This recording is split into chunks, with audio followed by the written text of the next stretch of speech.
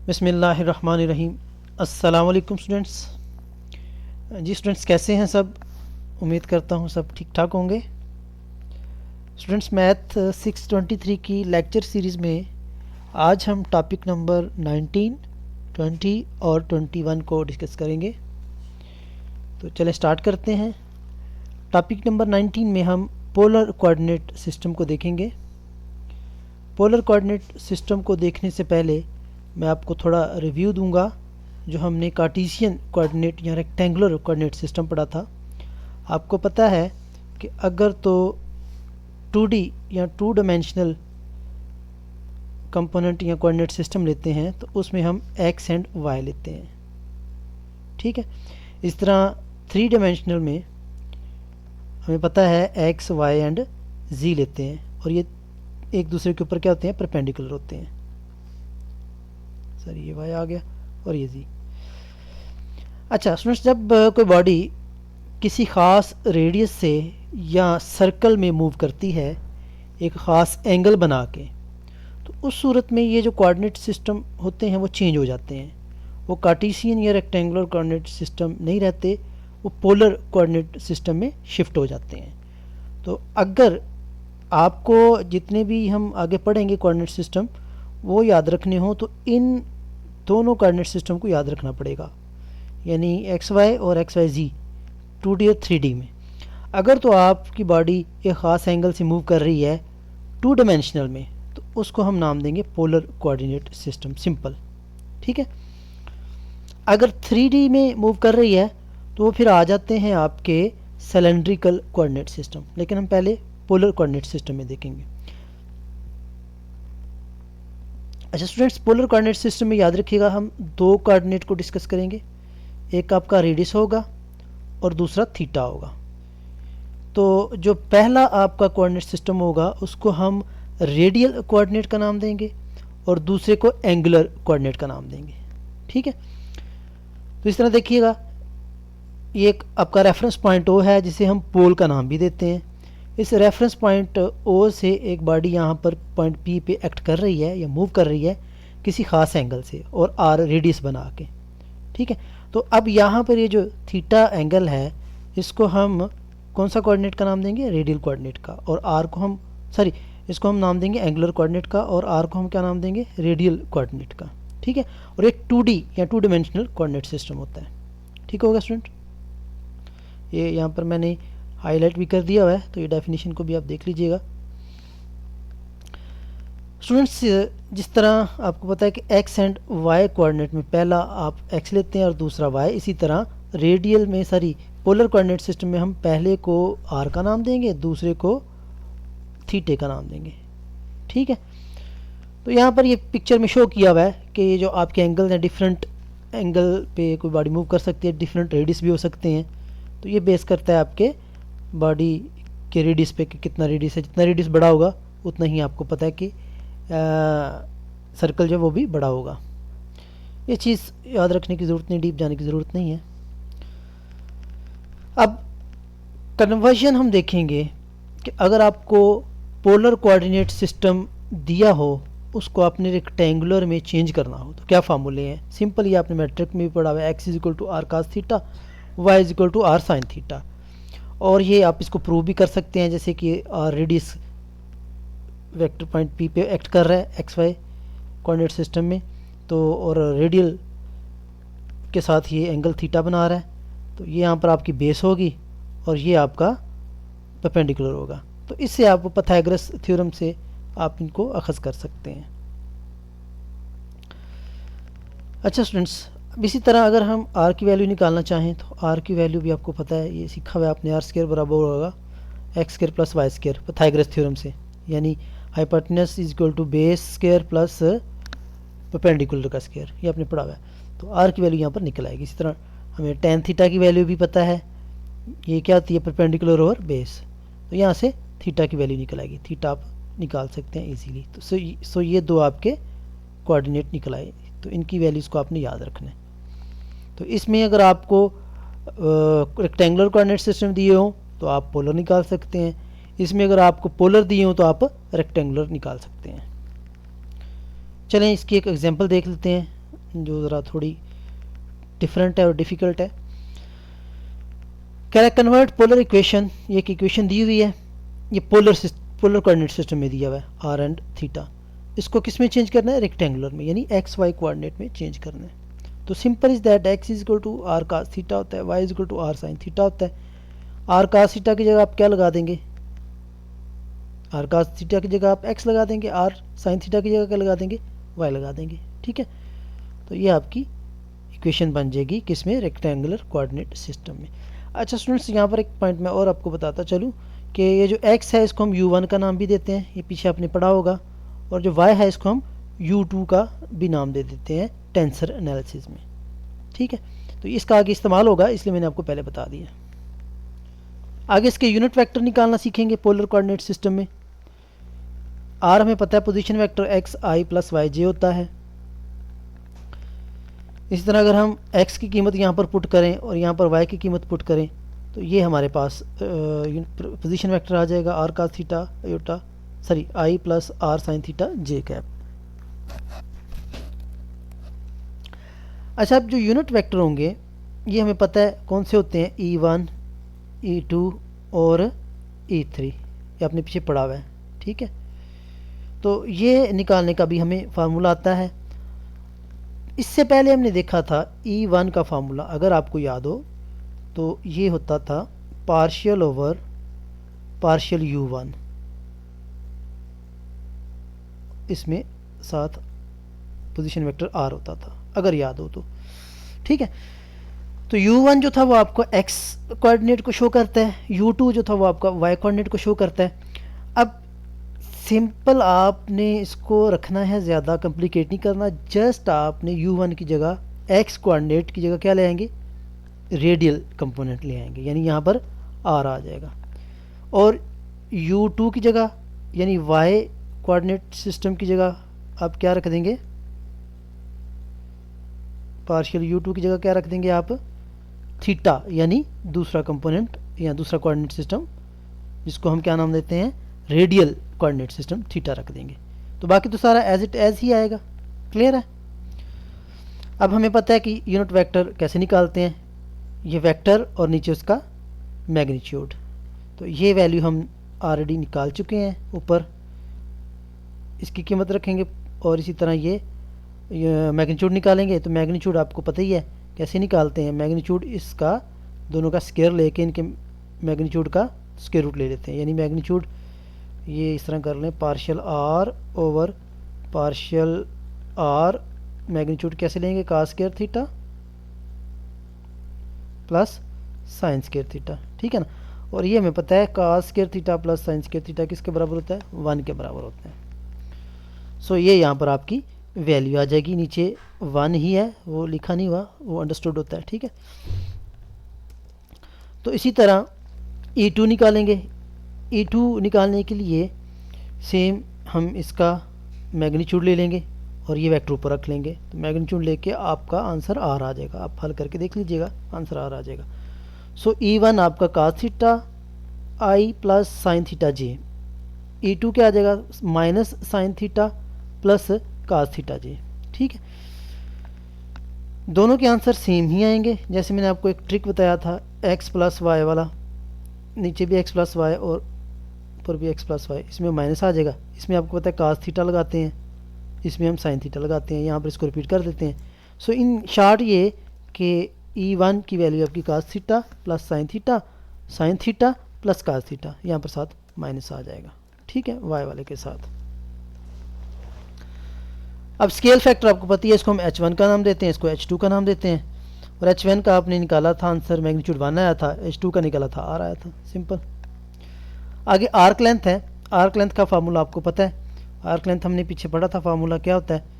ds square बराबर होता है dr डॉट dr, ये हमने पीछे पढ़ा था। ठीक है, और dr की वैल्यू बाय चेन रूल ये भी हमने सीखा हुआ है, ये क्या होती है?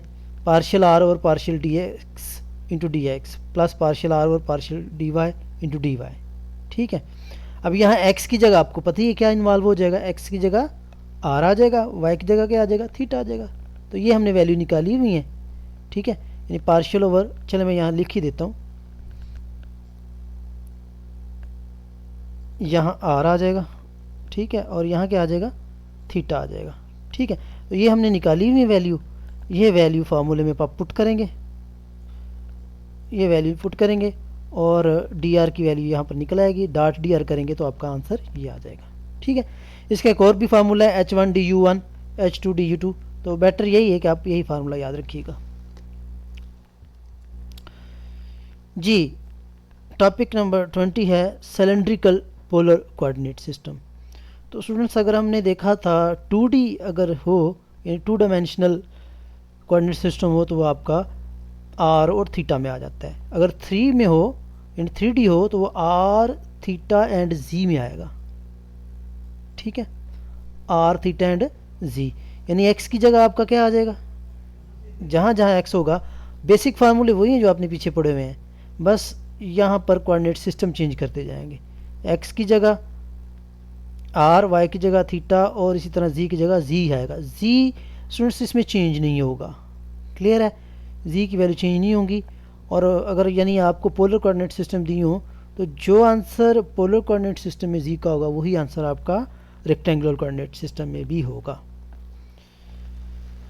तो चलें इसको डिस्कस कर लेते हैं। सबसे पहले इसकी फ़िगर बनाना हम सीखते हैं। फिगर मैं आपको बताता हूँ कैसे बनाएंगे। पहले तो ये आप उसी तरह एक्स वाई जी कोऑर्डिनेट सिस्टम लेंगे, यानी इसको हम एक्स का नाम दे देते हैं, इसको हम वाई का नाम दे देते हैं और इसको हम जी का नाम दे देते हैं, ठीक है। अब आपने करना क्या है कि चूंकि ये सिलेंडर बनाना है तो इसके ओरिजिन ओ से सेंटर पे हम ये सर्कल ड्रा करेंगे। इसी तरह ये सर्कल जो है हम यहाँ पर ड्रा कर लेते हैं, ठीक है। और इस पॉइंट P से हम एक परपेंडिकुलर ड्रा करेंगे, परपेंडिकुलर ड्रा करेंगे जो कि सर्कल को नीचे तक टच करेगा, ठीक है। थोड़ा इसको नीचे ले लेते हैं, ये यहाँ तक क्लियर हो गया। अब ये जो नया पॉइंट बनेगा इसको हमने नाम क्या दे दिया, पॉइंट Q का नाम दे दिया, क्लियर।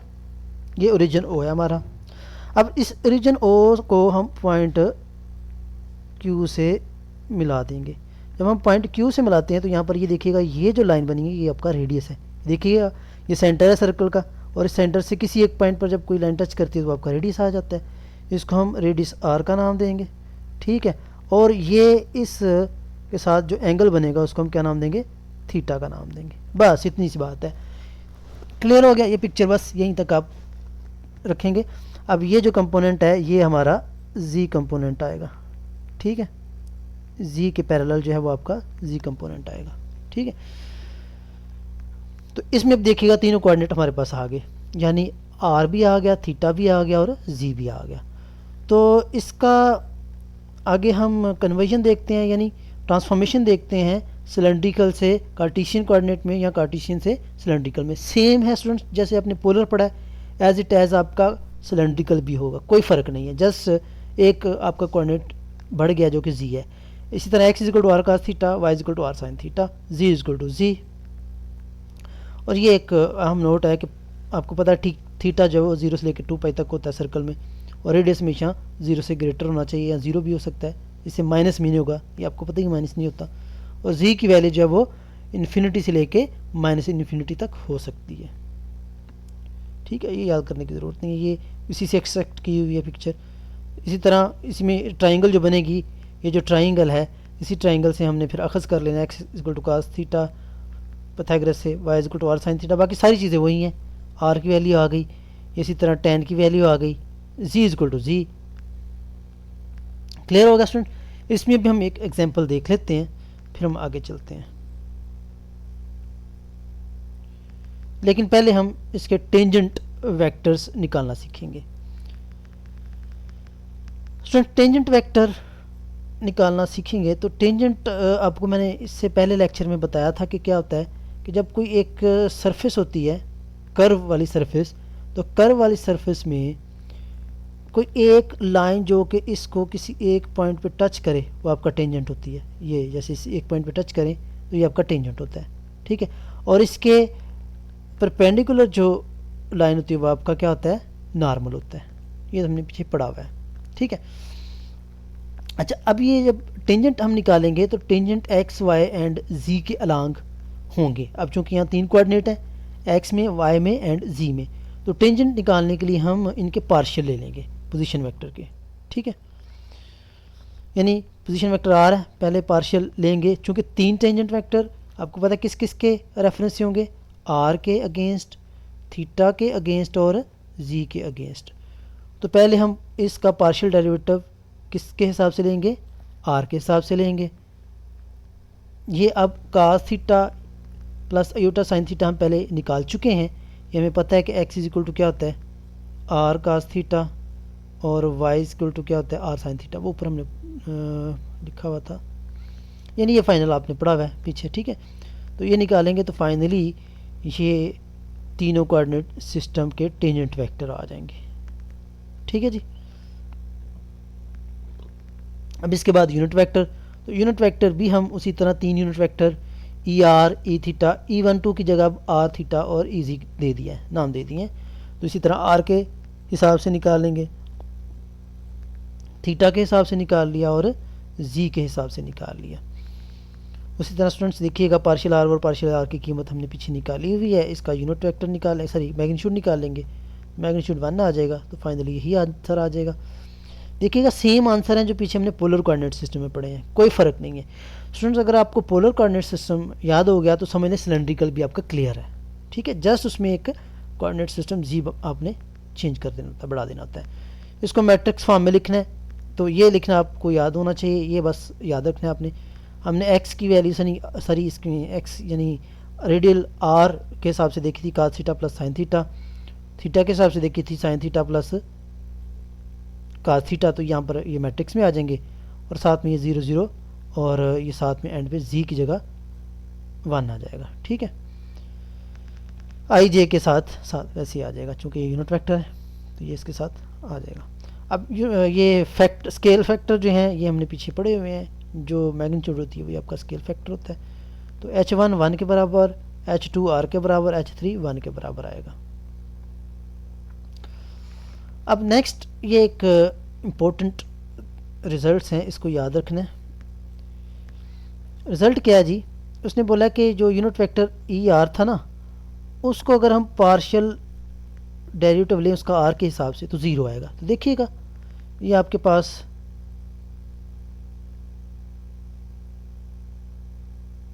ये है, इसका पार्शियल डेरिवेटिव लें आर के हिसाब से, आर तो इसमें है ही नहीं, तो ये सारे constant as a constant treat होंगे। तो ई आर का फिर partial derivative with respect to r क्या आ जाएगा, 0। क्लियर।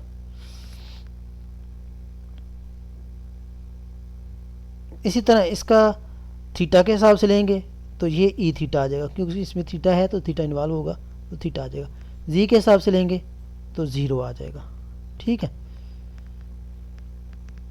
इसी तरह थीटे वाले का हम पार्शियल डेरिवेटिव लेंगे तो वो इसी तरह 0 आ जाएगा, माइनस ई आर आ जाएगा और 0 आ जाएगा। और जी वाले में तीसरे में तीनों के आ जाएंगे, 0 आ जाएंगे, ठीक है।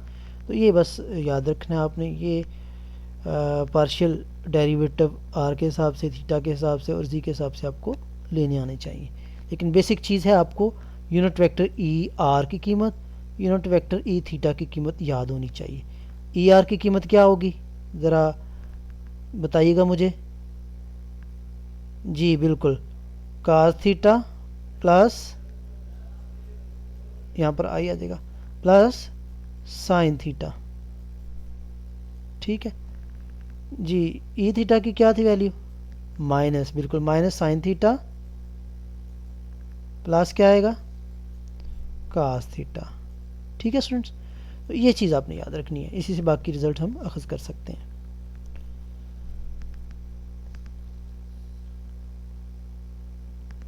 बाकी जो एग्जांपल्स हैं इजी वाली वो मैं नहीं आपको करवा रहा, वो आप अपने एंड से कीजिएगा, हो जाएंगी इंशाल्लाह। चलें देखते हैं आर्क लेंथ निकालने का आपको फार्मूला पहले भी हमने पढ़ा हुआ है। डी एस स्क्वायर किसके बराबर होता है जी, d r dot d r. ठीक है, एक मैंने ये बताया था, एक मैंने ये बताया था h1 du1 square, h2 square du2 square, h3 du3 square. तो ये भी आप लगा सकते हैं। ठीक है, ये u1 हमारे पास क्या है, r है, u2 क्या है, थीटा है, u3 क्या है, z है। ये u1 r कैसे आ गया, u2 थीटा कैसे आ गया, u3 z कैसे आ गया? सिंपल स्टूडेंट्स, उसी तरह पहले मैंने आपको बोला था x वाला जो है वो r आएगा कोऑर्डिनेट सिस्टम, दूसरा थीटा आएगा और तीसरा क्या आएगा, z आएगा। तो जो पहले वाला आपका x की जगह रखा है, दूसरा y की जगह, तीसरा z की जगह। तो मैंने आपको बोला था x को आप u1 कर लें, थीटा को आप u2 कर लें और z को आप u3 का नाम दे लें। ठीक है, इनके साथ ही हम डेरिवेटिव लेके स्क्वायर ले सकते हैं। तो डेरिवेटिव लेने के बाद यहाँ पर इनकी वैल्यूज़ हम पुट कर लेंगे। ठीक है, तो ये तो भी डेरिवेशन ही है, ऐसा कोई मुश्किल काम नहीं है। एरिया हमने देखा था 3 तरह से निकालेंगे, क्योंकि 3 कोऑर्डिनेट सिस्टम है तो तीनों का अलग अलग एरिया निकालेंगे। 1 में आपको बोला था मैंने 1 h वाला नहीं होगा, बाकी दोनों आ जाएंगे h2 h3। 2 वाले में मैंने बोला था h2 नहीं होगा, बाकी दोनों आ जाएंगे साथ उनके डेरिवेटिव u के। 3 वाले में 3 नहीं होगा, h1 h2 आ जाएगा और u1 और u2 आ जाएंगे। ठीक है, आगे वॉल्यूम है तो वॉल्यूम भी आपने देखा था h1 h2 h3 du1 du2 और du3 होते हैं। तो ये वैल्यूज हमने निकाली हुई ऑलरेडी, यहाँ पर पुट कर देंगे। इस तरह ऑर्थोगोनल कर्विलिनियर सिस्टम में जैकोबियन वेक्टर निकालने का फार्मूला h1 h2 h3। ठीक है जी, ये भी याद रखना है आपने। इससे पहले हमने पढ़ा था पार्शियल, अगर आपको याद हो तो, पार्शियल और पार्शियल x और पार्शियल u1, इधर सारे x वाले ले लिए थे, फिर y वाले, फिर z वाले, ये आपने पीछे पढ़ा था। और इसको हम इस फॉर्म में भी लिख सकते हैं, ये आपका सेकंड फार्मूला बन गया। ठीक है, तो ये निकालेंगे तो यहाँ पर h1 h2 की कीमत निकालेंगे तो आपका r आ जाएगा। तो ये पेपर में MCQs की तरह में पूछा जा सकता है कि जैकोबियन इन सिलेंड्रिकल कोऑर्डिनेट सिस्टम में उसकी वैल्यू क्या होगी, तो सिंपल r होगी। तो स्टूडेंट्स, इस पूरे लेसन का मैं अगर आपको निचोड़ बताऊं तो सबसे पहले तो ये कि इसके अंदर कोऑर्डिनेट सिस्टम 3 होंगे, r, थीटा और z। ठीक है, रेक्टेंगुलर में कन्वर्जन करनी हो, transformation x is equal to r cos theta, y is equal to r sine theta, z is equal to z आ जाएगा। और r की वैल्यू आपको पता ही है, x square plus y square आ जाएगी। ठीक है, और इसमें फिर हमने आर्क लेंथ देखी, यूनिट वेक्टर देखे और एरिया देखा और वॉल्यूम देखा। एक एग्जांपल कर लेते हैं अब इसकी। ये 3 वेक्टर दिए हुए हैं, सॉरी एक वेक्टर दिया हुआ है, इसके 3 कोऑर्डिनेट सिस्टम दिए हुए हैं i, j and k in the term of cylindrical coordinate system. ये अब किस में दिए हुए हैं, रेक्टेंगुलर या कार्टेशियन कोऑर्डिनेट सिस्टम में, कार्टेशियन कोऑर्डिनेट सिस्टम में दिए हुए हैं। इनको हमने रेक्टेंगुलर कोऑर्डिनेट सिस्टम में शिफ्ट करना है। ये तो हमें पता है x इज इक्वल टू क्या होता है, r cos theta, y is equal to क्या होता है, r sine theta, z is equal to z हो जाएगा। क्लियर, ये यहाँ पर हम वैल्यूज पुट करेंगे, लेकिन स्टूडेंट्स यहाँ पर हमें unit vector i, j, k को भी शिफ्ट करना है। i को किस में शिफ्ट करेंगे, e, r में, बिल्कुल। j को किस में करेंगे, e, थीटा में। और जो k है उसको किस में करेंगे, e, z में। ठीक है, यानी ये तीनों यूनिट वेक्टर भी हमने अखज़ करने हैं। सो इन शॉर्ट कि हमें i, j, k की वैल्यू भी चाहिए। तो पहले हम ये वैल्यूज़ लिख लेते हैं। अब ई आर की वैल्यू हमें पता है किसके बराबर होती है, कास थीटा आई प्लस साइन थीटा जे। ई थीटा की वैल्यू भी हमें पता है क्या होती है, माइनस साइन थीटा आई प्लस कास थीटा जे। तो अब यहाँ से जी की वैल्यू क्या आ जाएगी। अब यहाँ से हम के की वैल्यू, आई और जे की वैल्यू निकाल लेंगे। के तो हमें हमारे पास सीधा सीधा ईजी आ गया। ठीक है, अब कैसे निकालनी है, ये 2 इक्वेशंस बन गई हैं। इन इक्वेशन में हम बारी बारी वैल्यूज़ पुट करेंगे। कैसे वैल्यूज़ पुट करेंगे जी, पहले इसको हम जे को ख़त्म करना चाह रहे हैं तो साइन को देखिए, इसमें जे के साथ क्या कास थीटा, इसमें साइन थीटा है। कास को इससे मल्टीप्लाई कर देंगे, साइन को इस इक्वेशन से मल्टीप्लाई कर देंगे और दोनों को बारी बारी पहले एक दफ़ा ऐड कर लेंगे और फिर सब्ट्रैक्ट कर लेंगे। सो यहाँ पर फिर आई की वैल्यूज़ और जे की वैल्यूज़ आपके पास आ जाएंगी। अब तीनों वैल्यूज़ आ गई आई जे के, तो इसको इस इक्वेशन में पुट कर देंगे तो फाइनल आपका आंसर ये आ जाएगा। ठीक हो गया स्टूडेंट। चलें सिलेंड्रिकल कोऑर्डिनेट सिस्टम में हम एक और एग्जांपल देख लेते हैं टॉपिक नंबर 21 में। तो ये एक्सप्रेशन दिया हुआ है, इसको सिलेंड्रिकल कोऑर्डिनेट सिस्टम में चेंज करना है। चेंज करने का मतलब ये है आर थीटा और जी की फॉर्म में हमने इसको लेके आना है, और ये बाकी जी की फॉर्म में लेके आने के बाद ये इनके पार्शियल भी निकालने हैं। ठीक है,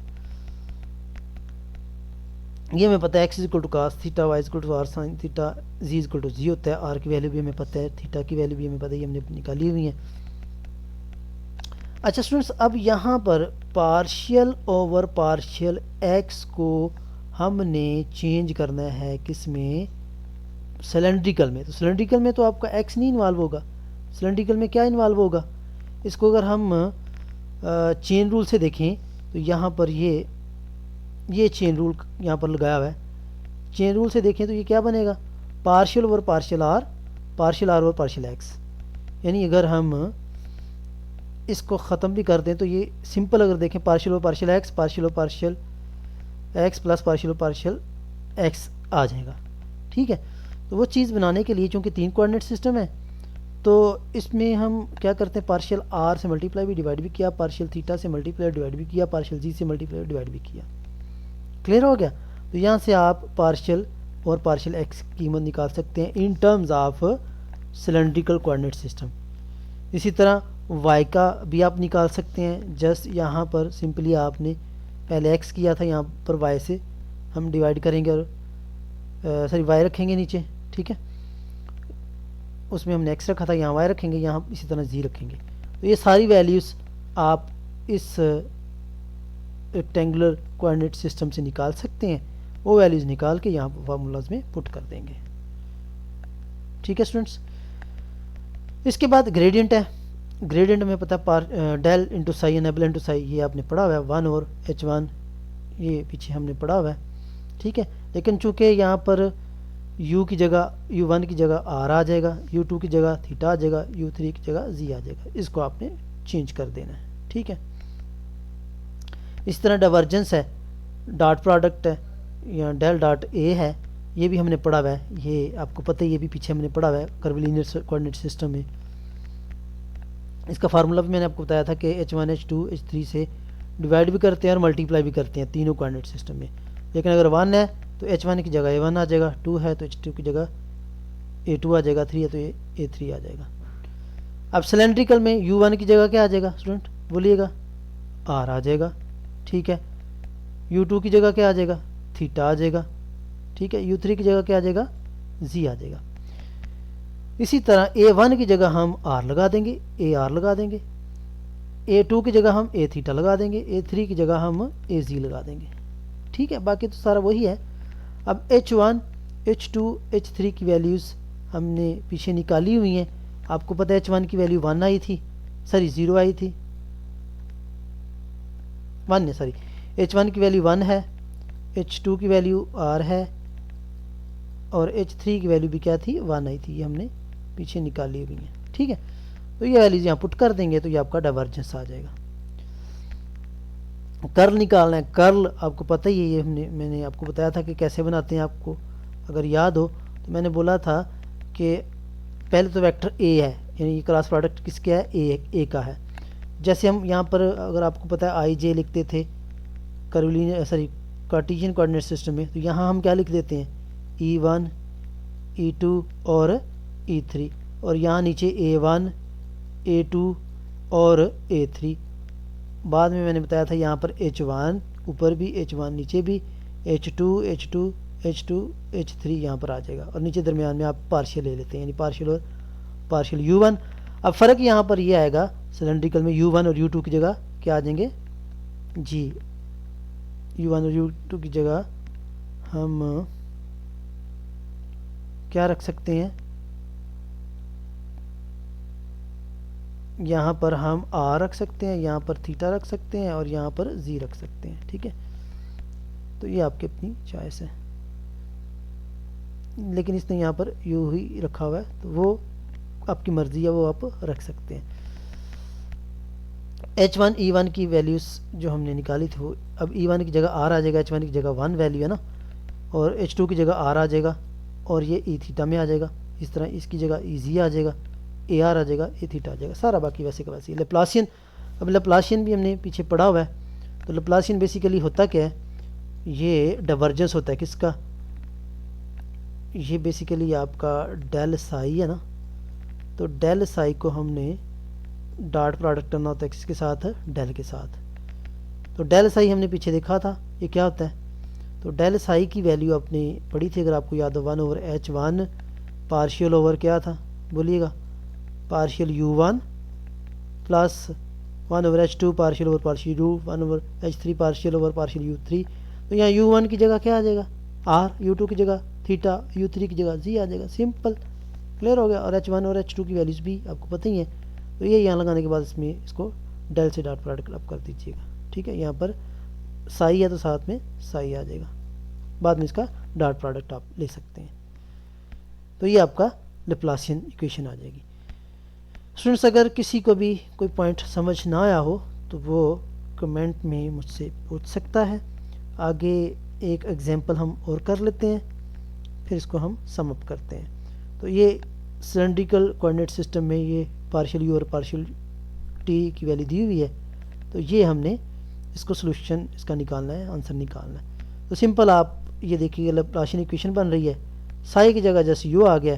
तो डेल यू मैंने आपको बताया क्या आता है, 1/H पार्शियल यू और partial U1 E1 curvilinear system में। तो यहाँ U1 U2 और U3 की जगह जस्ट क्या आ जाएंगे, जी R थीटा और Z आ जाएंगे।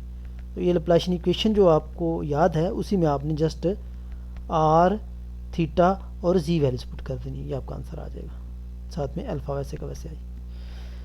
होपफुली स्टूडेंट्स आपको समझ आई होगी। थैंक यू, अल्लाह हाफिज़।